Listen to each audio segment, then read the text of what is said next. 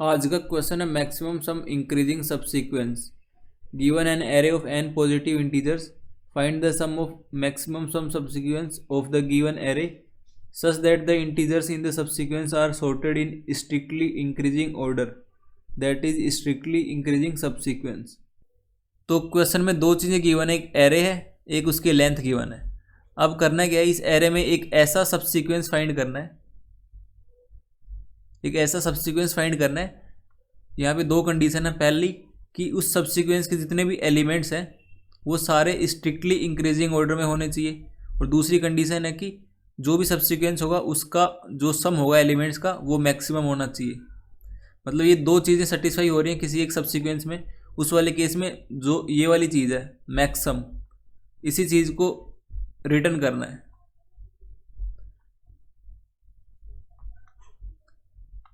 I hope यहाँ तक question समझ आ गया होगा।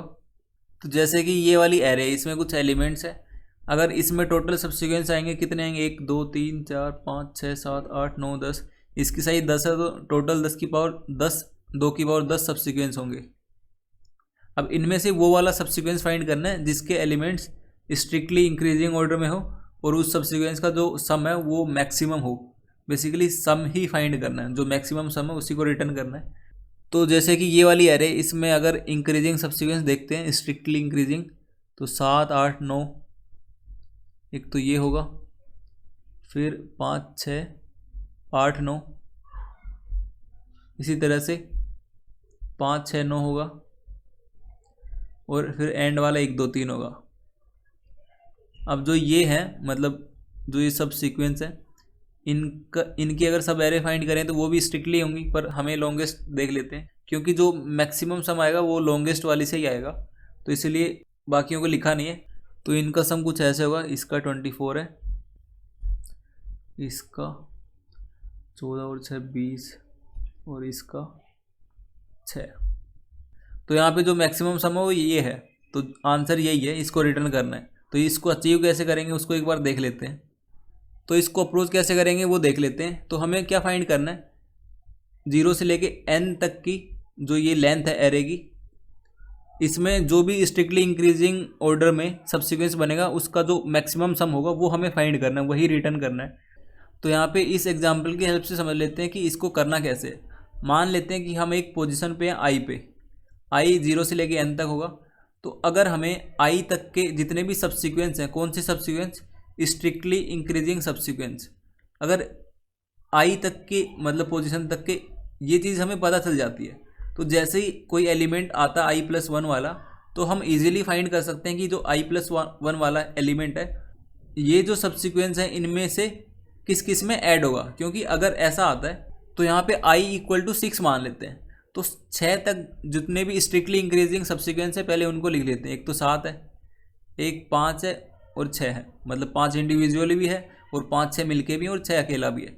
तो अब जो ये दो सबसीक्वेंस आए हैं इनमें जो इसका सम 7 है और इसका सम 11 है, दोनों सबसीक्वेंस मतलब स्ट्रिक्टली इंक्रीजिंग है। अब जैसे i+1 वाला एलिमेंट हम ऐड करेंगे, चेक करेंगे, उसके लिए 8 है, तो 7 8 का एक सबसीक्वेंस बन सकता है जो कि स्ट्रिक्टली इंक्रीजिंग ऑर्डर में ही अभी तक, और 5 6 8 से भी बन सकता है। तो इस तरह से मतलब हर एक आई के लिए चेक करेंगे और आई को धीरे धीरे एन की तरफ बढ़ाएंगे, क्योंकि हमें पूरी लेंथ में चाहिए, पूरी लेंथ में चाहिए, तो हम इस तरह से बढ़ा के देखेंगे और जिसका भी सम मैक्सिमम आएगा उसका सम हमें रिटर्न कर देना है। तो इसको पूरी टेबल के थ्रू समझ लेते हैं कैसे करेंगे। तो i = 0 पे इस टेबल में यहाँ पे सिर्फ अकेला एलिमेंट है, i = 1 पे, 7 के आगे 5 तो ऐड होगा नहीं क्योंकि वो स्ट्रिक्टली इंक्रीजिंग नहीं रहेगा, तो यहाँ पे अकेला 5 ही आएगा। 6 के लिए मतलब 5 के आगे 6 जोड़ सकते हैं और 6 अकेला तो रहेगा ही। 8 के लिए 7 के आगे 8 जोड़ सकते हैं और 8 अकेला रहेगा, और 8 यहाँ पे भी जुड़ेगा, यहाँ पे भी जुड़ेगा।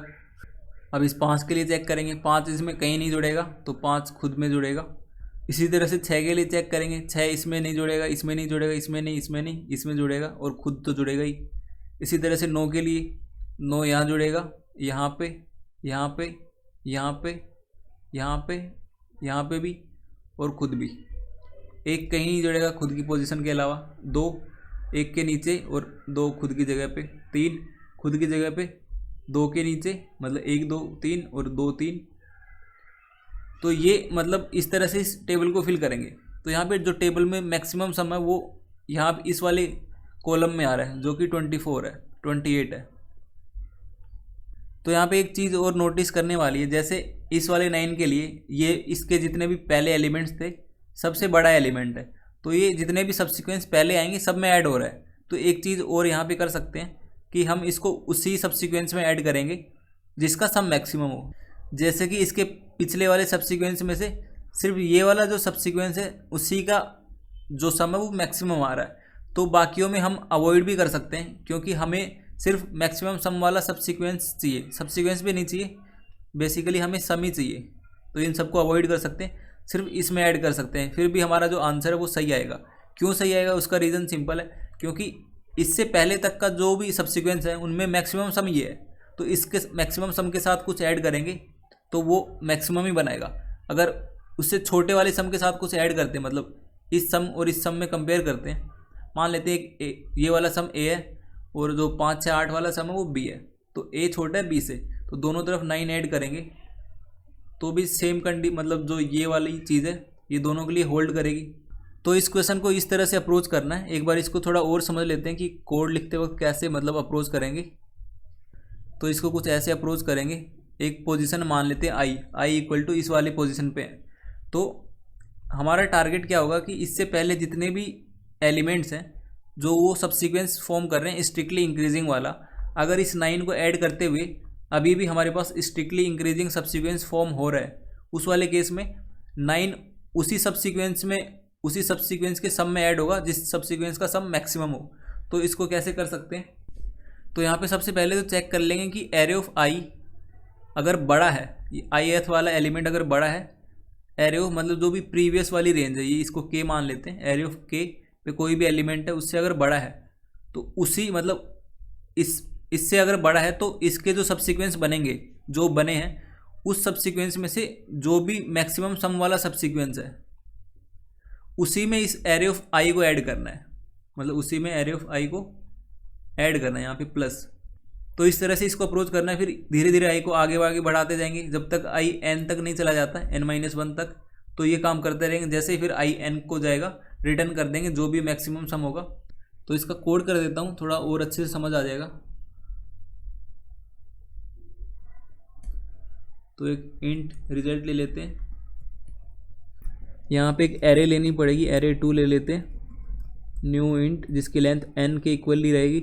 ये एरे 2 बेसिकली क्या स्टोर करेगी, अगर हम एक ith पोजीशन पे हैं तो ith तक की जो भी मैक्सिमम सम वाली स्ट्रिक्टली इंक्रीजिंग सब्सिक्वेंस है उसका सम स्टोर करेगी। अब एक लूप लगाते हैं, for int i equal to 0 से लेके i less than n i plus plus, वो एक इंट ले लेते हैं मैक्स नाम का। अब ये वाला लूप है, ये j इक्वल टू 0 से लेके i-1 तक चलेगा। i-1 तक के जितने भी एलिमेंट है पहले उनको चेक करेगा, क्या करेगा, इफ़ एरे ऑफ j अगर छोटा है एरे ऑफ i से, क्योंकि हम चाह रहे हैं कि अगर i+1 वाला एलिमेंट हम ऐड करें तो वो बड़ा हो पहले वाले से। तो एरे ऑफ j क्या है, एरे ऑफ j मतलब अप्रोच के हिसाब से चलें तो एरे ऑफ j i है और एरे ऑफ i i+1 वाला एलिमेंट है। तो अगर एरे ऑफ i+1 वाला बड़ा हुआ पहले वाले से तभी हम उसको ऐड करेंगे सब्सिक्वेंस में। अब क्या करना है, जो ये मैक्स है ये हमें बताएगा कि i-1 0 से लेके i-1 तक के जितने भी सम हैं इस वाली एरे में स्टोर्ड, उनमें जो सबसे बड़ा वाला सम है उसी को हमें लेना है। तो मैक्स को अपडेट करेंगे, max equal to maximum of max का और एरे 2 ऑफ जे का। और अगर ये वाली कंडीशन नहीं है उस वाले केस में तो चेक करना ही नहीं है। तो इस लूप के बाहर आई क्या करना होगा, जो ये एरे 2 है जिसमें मैक्सिमम सम पड़े इसको अपडेट करना होगा एट पोजीशन ith के लिए। तो ये क्या आएगी, array 2 of i equal to array of i plus जो पहले से मैक्सिमम सम आया था वो वाला, तो यहाँ पे मैक्स आएगा। अब जो ये रिजल्ट है जिसमें मैक्सिमम आंसर रहेगा उसको अपडेट कर देते हैं।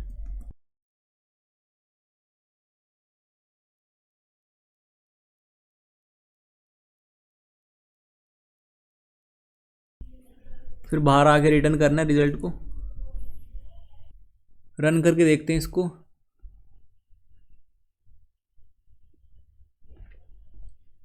एक 103 यहाँ ठीक है, ये ठीक है, ठीक। एफ जे लेस देन ये भी ठीक है, यहाँ भी ये भी ठीक है, ठीक है। ये लेस देन आई -1 यहाँ पे दिक्कत है, लेस देन आई होगा ये।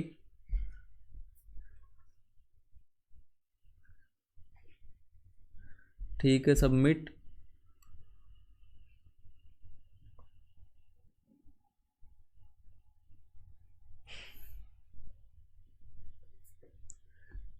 तो ये आज का POTD, तो ये आज का POTD problem of the day. I hope समझ आ गया होगा।